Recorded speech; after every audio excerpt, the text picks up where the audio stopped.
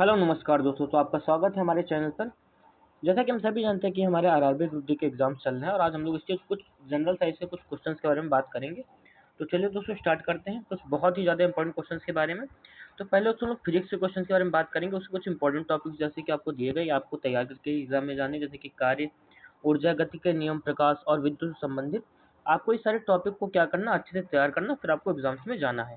उस पर आज का जो हमारा पहला क्वेश्चन दिया गया वर्क एंड एनर्जी से, यहाँ पे क्वेश्चन दिया गया है कि जब किसी वस्तु पर 10 न्यूटन का बल लगाया जाए और वह बल की दिशा में 5 मीटर विस्थापित हो, तो वस्तु द्वारा कितना कार्य किया जाएगा। तो दोस्तों में बताया गया है कि बल कितना लगाया जा रहा है। बल लगाया जा रहा है दोस्तों 10 न्यूटन का, और जो हमारा डिस्प्लेसमेंट है यानी कि हमारी जो डिस्टेंस है वो कितनी तय की जा रही है दोस्तों, वो है 5 मीटर। अब इसके साथ ही दोस्तों हम लोगों ने एक फार्मूला पढ़ा होगा। फार्मूला होता है हमारा W इक्वल टू होता है F S cos theta. W equal to F S cos theta. और अगर हम लोग यहाँ पे बात करें तो हमें थीटा गिवन नहीं दिया गया, तो थीटा यहाँ पे कितना होगा, थीटा आपका हो जाएगा 0 डिग्री। और ये जो कॉस 0 डिग्री होता है, यहाँ पे देखिए दिया भी गया है कि कॉस 0 डिग्री की वैल्यू कितनी होती है, 1 आती है। तो हम लोग यहाँ पे बाकी वैल्यू अपने रख के आंसर निकाल लेंगे। हमारा जो फोर्स यानी कि दिया गया बल वो दिया गया 10 न्यूटन का, और जो हमारी जो डिस्टेंस है एस वो कितनी है, 5 है। तो 10 5 से कितना आ जाएगा आपका 50 आंसर आ जाएगा। तो आपका 50 जूल इसका राइट आंसर हो जाएगा। तो कितना कार्य किया जाएगा, तो यहाँ पे आपका राइट आंसर आ जाएगा 50 जूल का कार्य यहाँ पर किया जाएगा। अब इसका हम लोग दूसरे क्वेश्चन की तरफ चलते हैं। दूसरा क्वेश्चन हमारे यहाँ पर दिया गया, यहाँ पर दोस्तों कुछ और चीजें दी गई, जरा हम लोग उनको भी देख लेते हैं एक बार कि इस कार्य का सूत्र क्या होता है। डब्ल्यू बराबर कॉस थीटा होता है।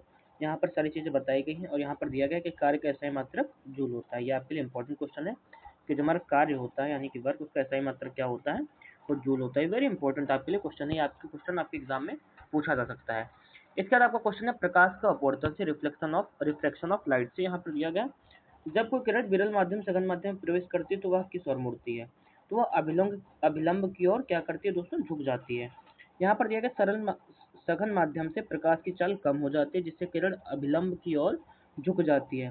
सघन से विरल में जाती है, वह अभिलंब से दूर हटती है। तो दोस्तों यहाँ पर दिया गया है, यहाँ पर आपसे कई बार इनका क्रम भी पूछ लिया जाता है कि कौन सी लाइट किस क्रम में आती है, इनकी तरंग दैर्घ्य के बारे में पूछा जाता है। तो ये क्वेश्चन आपके लिए यहाँ से वेरी इंपॉर्टेंट कैटेगरी का बहुत इंपॉर्टेंट क्वेश्चन है, तो आप इसको याद कर लीजिएगा एक बार।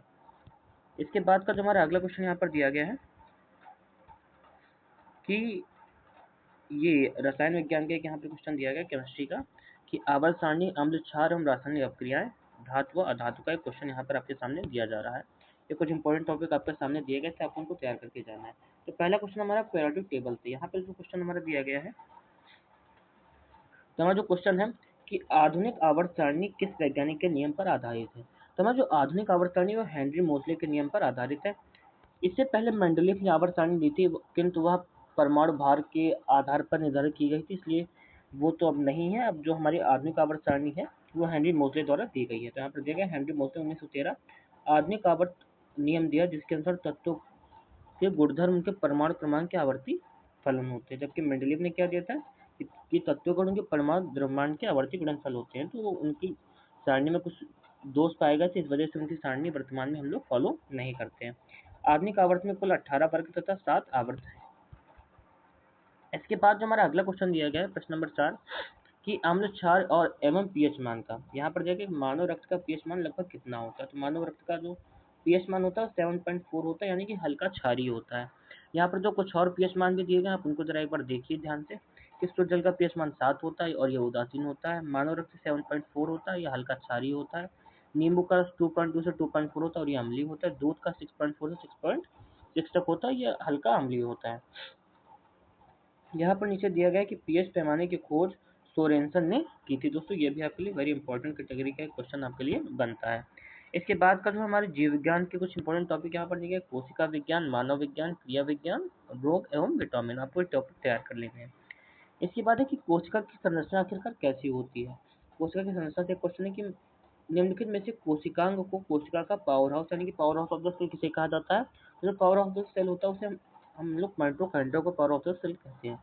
यहाँ पर देखिए कोश की श्वसन द्वारा एटीपी के रूप में उत्पन्न करता है, इसलिए इसे पावर हाउस कहते हैं। राइबोसोम को हम लोग क्या बोलते हैं, प्रोटीन फैक्टर बोलते हैं। जबकि लाइसोसोम को हम लोग क्या बोलते हैं, लाइसोसोम को हम लोग बोलते हैं आत्मघाती थैली यानी कि सुसाइड डाइट। तो दोस्तों ये कुछ हमारे लिए आज के इंपॉर्टेंट क्वेश्चन है। इसके बाद एक और क्वेश्चन हमारे पास है विटामिन हम पोषण से कि विटामिन सी का रासायनिक नाम क्या होता है तथा इसकी कमी से कौन सा रोग होता है।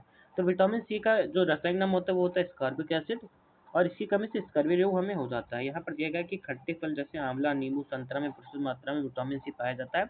इसकी कमी से मसूड़ों में खून आना तथा स्कर्वी रोग हो जाता है।